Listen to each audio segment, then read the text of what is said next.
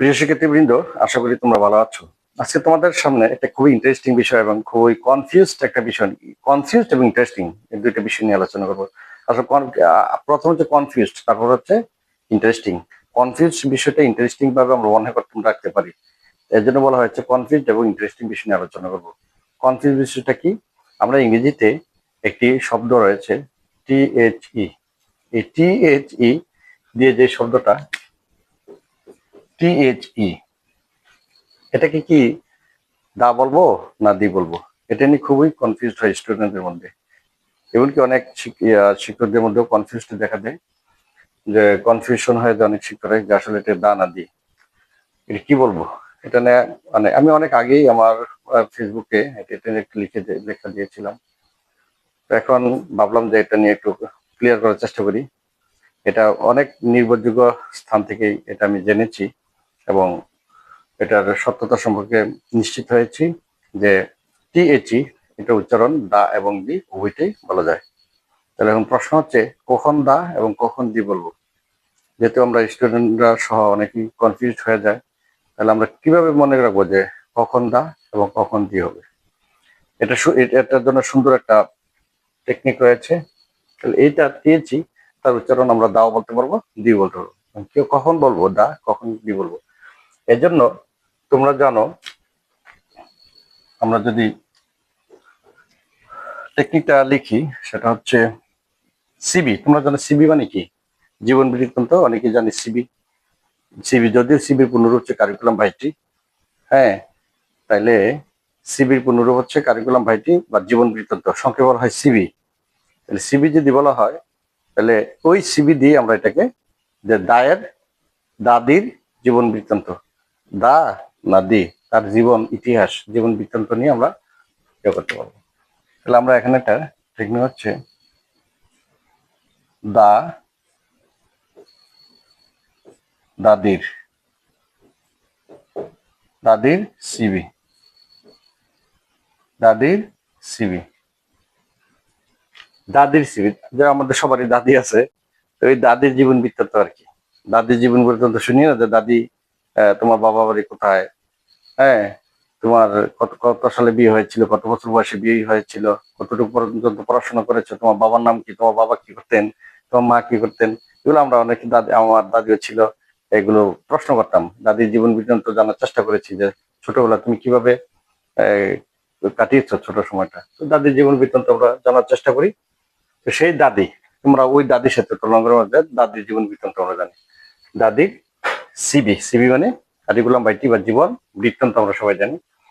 তাইলে ইংরেজি 26টি লেটারের মধ্যে কনসোনেন্ট আছে এবং ভাওয়াল আছে, তোমরা সবাই জানো। ভাওয়াল হচ্ছে 5টি আর কনসোনেন্ট হচ্ছে 21টি।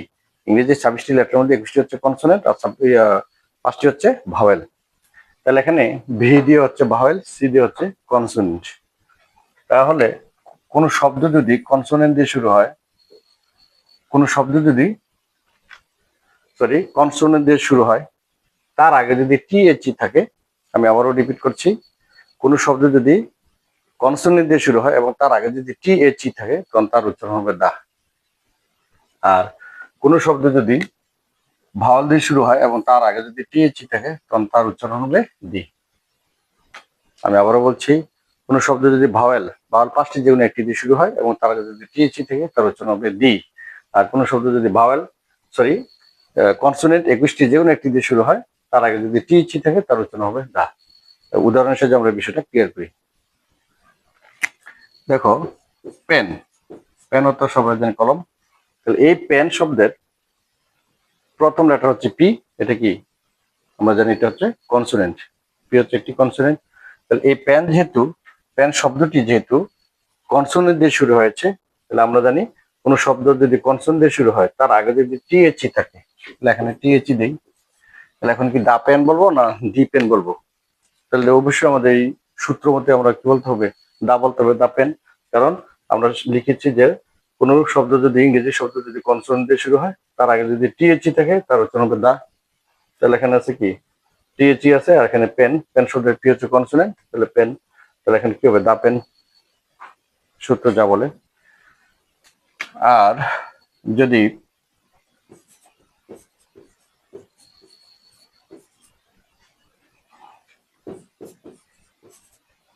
এখানে এই শব্দটি অরেঞ্জ একটি শব্দ, অথবা ইগ আরেকটি শব্দ। ইগ, এখানে টিএচই আছে, তাহলে আমি এখানে দা অরেঞ্জ বলবো না দি অরেঞ্জ বলবো? অবশ্যই আমি দি অরেঞ্জ বলবো, কারণ আমরা জানি ভাওয়াল দিয়ে যদি কোনো শব্দ শুরু হয় তার আগে যদি টিএচই থাকে তখন তার উচ্চারণ হবে দি। তাহলে এখানে অরেঞ্জ এবং ইগ এই উভয় শব্দের প্রথম লেটার হচ্ছে ভাওয়েল। ই একটা ভাওয়েল, ও একটা ভাওয়েল। ভালো হচ্ছে পাঁচটি, এ ই আই ও ইউ। এই পাঁচটি ভাওয়েলের যে কোনো একটি দিয়ে যদি কোনো শব্দ শুরু হয় তার আগে যদি টি এইচ ই থাকে তাহলে অবশ্যই তার উচ্চারণ হবে দি। কি হবে? দি। এর জন্য বলা হয়েছে মজা করে দাদির সিবি। দাদির সিবি, দাদি হচ্ছে ওই কনসোনেন্টের দিকে মার্ক করা হয়েছে, অর্থাৎ কোন শব্দ কনসোনেন্ট দিয়ে শুরু হলে তার আগে টিচি তাহলে দা, এবং কোন শব্দ ভাওয়াল দিয়ে শুরু হলে তার আগে টিচি তাহলে তার উচ্চারণ হবে দি। এজন্য এটা হবে দা পেন, এটা হবে দা অরেঞ্জ, এটা হবে দা দি অরেঞ্জ, এটা হচ্ছে সরি, এটা হচ্ছে দি অরেঞ্জ, এটা হচ্ছে দি ই, এটা হচ্ছে দা পেন। তাহলে একই একই শব্দ টিএচই, একই শব্দ এক জায়গায় দা আর এক জায়গায় দি হচ্ছে। ঠিক আছে, অনেকটা মুনাফিকের মতো চরিত্র। এক এক দুই জায়গায় দুই ধরনের সে রোল প্লে করে, মানে ভূমিকা পালন করে। তাহলে তার উচ্চারণ দুই ধরনের হয়, দাও সঠিক, দিও সঠিক। আরেকটা যদি উদাহরণ দিই, আমরা বলি যে না যে দা ম্যান, লোকটি নির্দিষ্ট করতে আমরা দা ব্যবহার করি। দা ম্যান, লোকটি, দা পেন, কলমটি, দা অরেঞ্জ, কমলাটি, দা ইগ, ডিমটি। তাহলে নির্দিষ্ট করতে আমরা দা ব্যবহার করি। দা টিএচইউ তার উচ্চারণ দাও হতে পারে, দিও হতে পারে। আশা করি আমি যে টেকনিকটা বলেছি এই টেকনিকটা অনুযায়ী যদি তোমরা মনে রাখতে পারো তাহলে দা আর দি কোথাও সমস্যা হওয়ার কথা না। আমরা দাও হবে উচ্চারণ, দিও টিএচইউ উচ্চারণ দা হয় এবং দি হয়, উভয়টাই হয়। আমাদের বুঝতে হবে যে কখন আমরা দা বলবো, কখন দি বলবো। আর এই টেকনিক যদি আমরা মনে রাখতে পারি তাহলে সহজেই আমরা রিডিং করার সময় স্মার্টলি আমরা উচ্চারণ করতে পারবো দা অথবা দি। আশা করি বুঝতে পেরেছো। তোমাদের আরো সুন্দর সুন্দর জিনিস নিয়ে সামনের লেকচারগুলোতে উপস্থিত হব। তোমরা আশা করি ওই লেকচারগুলো দেখবে। তোমাদের পড়াশোনার সফলতা কামনা করে বিদায় নিচ্ছি। আসসালামু আলাইকুম ওয়া রাহমাতুল্লাহি ওয়া বারাকাতুহু।